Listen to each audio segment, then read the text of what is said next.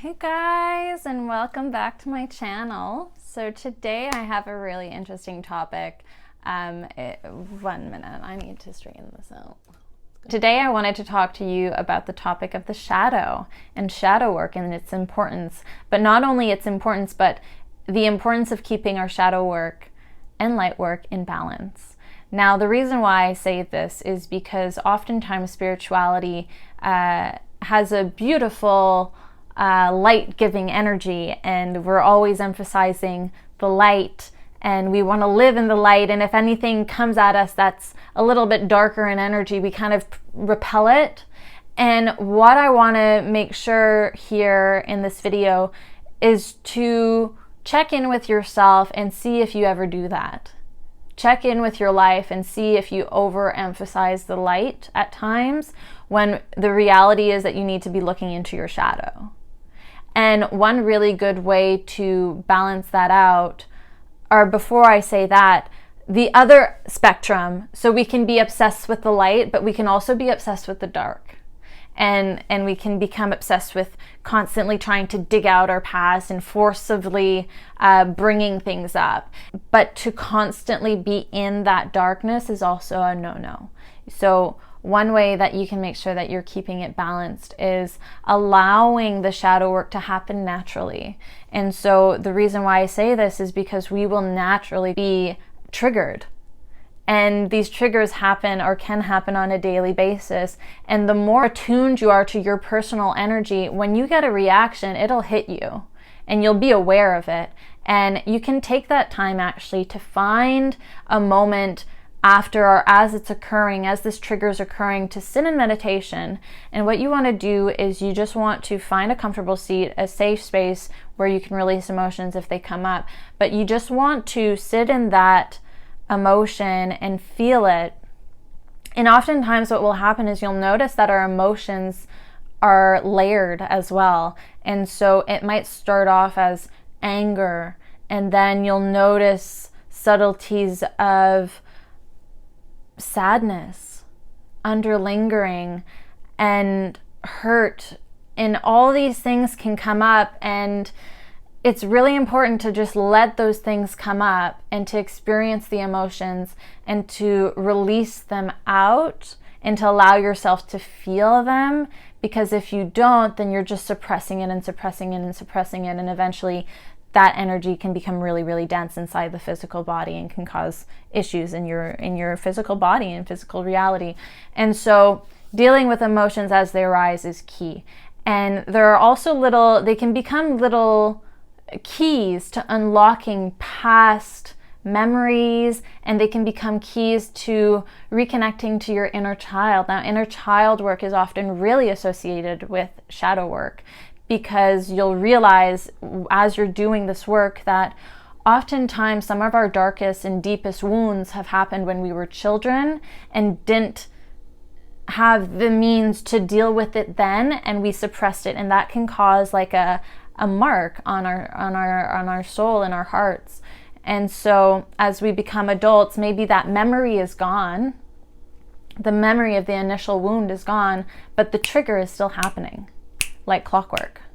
And the more aware that you're becoming to these triggers and working with them as they come up naturally, the more will become unraveled in a beautiful way, and you'll start to remember memories. And so in this meditation, after you've processed the emotions, you can even ask yourself, where have I felt this emotion before? And you can ask your guides for help as well, and your higher self. And maybe a memory will come up when you were a child or a young adult, and you didn't maybe stand up for yourself then, or something happened. And so what you can do is feel that memory, be in the memory, notice it coming up, notice the emotions, maybe release the emotions that are deeply seated in that memory, because oftentimes the memory will actually trigger more energy to come out. And so just let it come out, let it spew out. And then once you've feel like that energy is being released and you start to feel more calm, bring a sense of love in your heart. Notice who the interaction was with, bring them into your heart, notice the situation, and perhaps here's when you would do it, when you notice that you could have said something. You know, maybe you could have standed up for yourself when you were a kid, but you just didn't know how to. And so you voice that now as an adult, and you take responsibility of your end, and you stand up for yourself. And then you can also recognize, you know, that the other person was doing the best that they can with what they have, and to send them love and light and peace as well. And then you can kind of wrap it up. And I would recommend keeping a journal of all these experiences as they roll out and the memories that come out. And you'll notice that the more work you're doing, the more memories will arise, and the more whole you will become, because again, as I mentioned, a lot of our memories are connected to our youth and our inner child, and so you're literally reassembling and healing little bits of your inner child inside your adult, and so you're balancing your inner child and incorporating it within your being as an adult. So that's really important. The other aspect also is the importance of the heart here. And so you have 3 lower chakras, the heart is the 4th, and then 3 chakras above. And so the heart is basically the chakra in the middle, which links the chakras from above and below. And that's where they kind of mix and meet. And the heart is the transmuter. It's the balancing energy. Balancing everything through the heart is key. And so I really encourage you to find time every day to connect with your heart, and to even just sit with it. And if you focus on your heart in a meditation, you can ask your guides again, hey, help me soften my heart, help me open my heart, and bring more light through the heart. And even in that regard, memories or triggers might come up naturally as well. Our body has a really unique way of unraveling things in a natural process, so you don't necessarily have to go digging for it. It'll come up when it's ready to.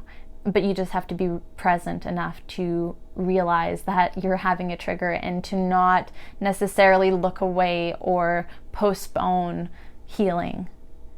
And I get it, sometimes we are going through a lot at once and we kind of feel like we need to postpone it. But if you deal with things as they arise, it'll have less of a build-up, and you will develop more balance, I guess you could say. So yeah, that is my 2-3 tips on how to find balance within the shadow and light work in spirituality, and to always remember to stay centered in the heart with whatever work you're doing. So I hope that by doing this work, you're encouraged to recognize that we share so much of our pain in a collective, and in order to make big changes in the world, it has to start from within. And the first place to start is within, and to deal with our own shadow, so that the collective can actually feel a little less heavy. So I hope that this video brought you some light, and I can't wait to hear of any of your stories or memories that come up, and how you guys, or how this practice or these techniques have helped you. So if you feel comfortable to share in the description below, I'd love to hear. And so have a great day, guys, and enjoy the sunshine, and don't be scared of your shadow. Bye.